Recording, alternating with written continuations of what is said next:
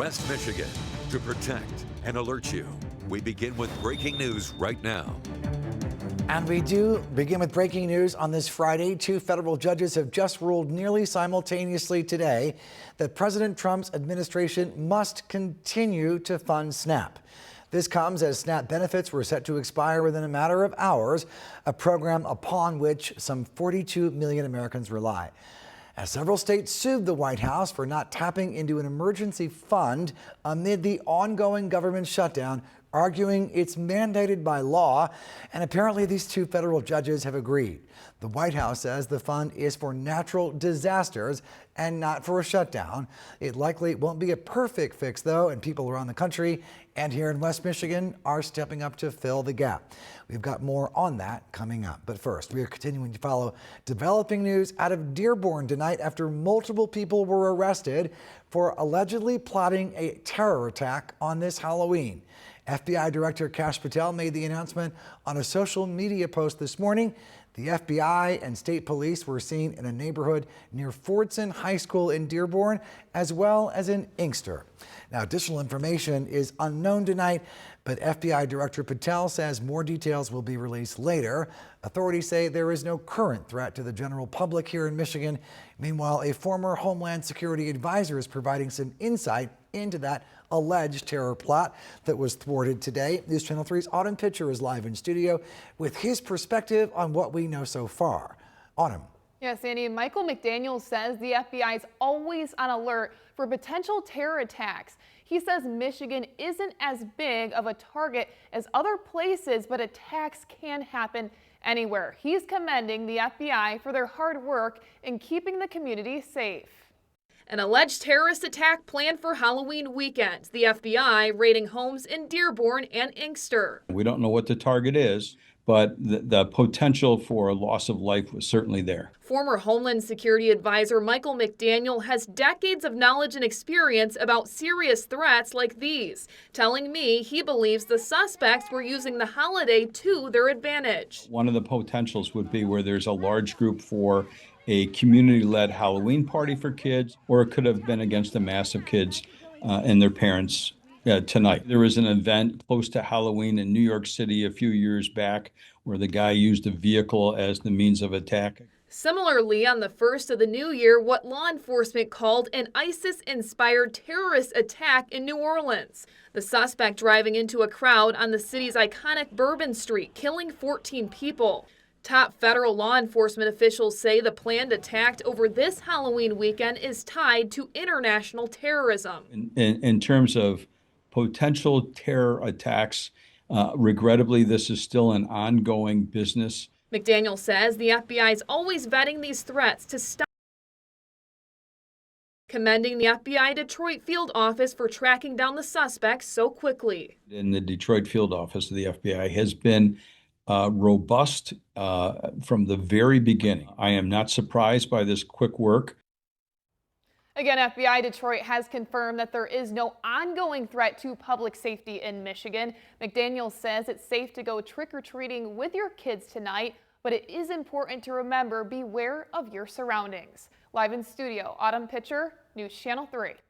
All right, Autumn, thank you. A live look now over downtown Kalamazoo on this Halloween, a favorite night for kids everywhere and a perfect evening for trick-or-treating, although it could be a chilly weekend. Here's Chief Meteorologist Keith Thompson with a look at what's ahead. And chilly in November, pretty usual, huh? Exactly. No news there. I'll tell you what is news, though, and it looks like we're going to remain dry for trick-or-treating. Been saying that all week long, and it looks like that is going to be coming to pass. So that's good news as long as those ghosts and goblins can get out there and do their work. Remember, by the way, if you're out and about in a car tonight, wherever you're driving, you may have some kids that are not paying attention to you. So please be extra careful. It's 49 degrees right now in Kalamazoo and Battle Creek. We have temperatures in the upper 40s and low 50s area-wide. Pretty narrow temperature range, north, south, east, west. Couple of sprinkles showing up on the radar, but not really around our area, and I don't think that there's going to be much of a threat. Again, here's your hour-by-hour forecast for tonight, this evening. That's sunset, by the way, coming up in just 33 minutes. Not too scary. The skies will be cloudy. I got to tell you, I'm not going to rule out a sprinkle here or there, especially as we get closer to 9 o'clock. But for the most part, I think our rain threat will hold off until we get to late tonight after the ghosts and goblins are back home safely. I'll have more on your Saturday, Sunday forecast. It's a mixed bag. That's coming up, Andy. All right, Keith, thank you. New tonight, a 13-year-old boy has been arrested after allegedly assaulting another student. Tonight, Kalamazoo Public Safety says it happened about 7:15 this morning outside of Millwood Magnet School, but on school grounds. Police say a 13-year-old boy who attends another middle school had shown a BB gun to several students before physically assaulting a 12-year-old student. Police say the BB gun was not fired and was discarded before the assault. Police say the suspect was taken into custody, now facing charges of assault, trespassing, and possession of a weapon. Another chaotic end of the week on Capitol Hill as the government shutdown reaches day 31. Tonight, President Trump is calling on Senate Republicans to take the so-called nuclear option, breaking the chamber's filibuster rule to end Capitol Hill's shutdown stalemate. The Senate filibuster rule requires a 60-vote threshold to move to a final vote on legislation designed to encourage bipartisan compromise. That's why Senate Republican leader John Thune has previously ruled out scrapping the filibuster to end the shutdown, protecting a safeguard that could block Democrats from passing massive reform legislation when they're back in power. As we mentioned earlier, 2 judges just ruled today that the federal government must continue to fund SNAP benefits during the shutdown. We've talked all week about how cuts to SNAP benefits will affect families. Tonight, we're finding out how far the effects of a lack of funding would ripple. Our Mackenzie Decker spoke with a local grocery store owner bracing for a big loss.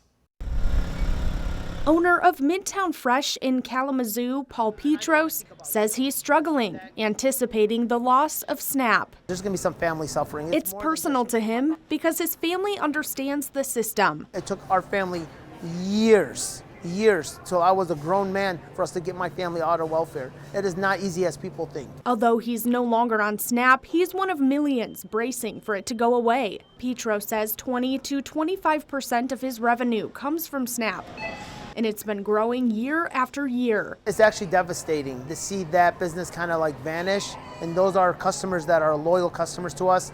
They're neighborhood customers that have a hard time getting out of the city to shop anywhere else. In 2023, Michigan retailers brought in more than $3.6 billion from SNAP, according to the Michigan Department of Health and Human Services. Without SNAP, that's about $300 million a month being lost throughout our state's food economy.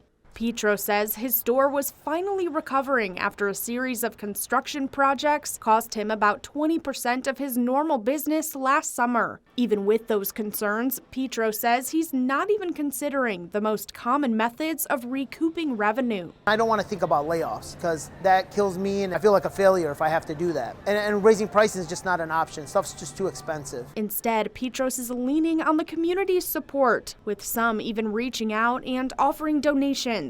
And even though people are bringing less and less to his registers, he's hoping this is just a temporary reality. I can live without making money for the store for a couple months, but what about the people that need to eat?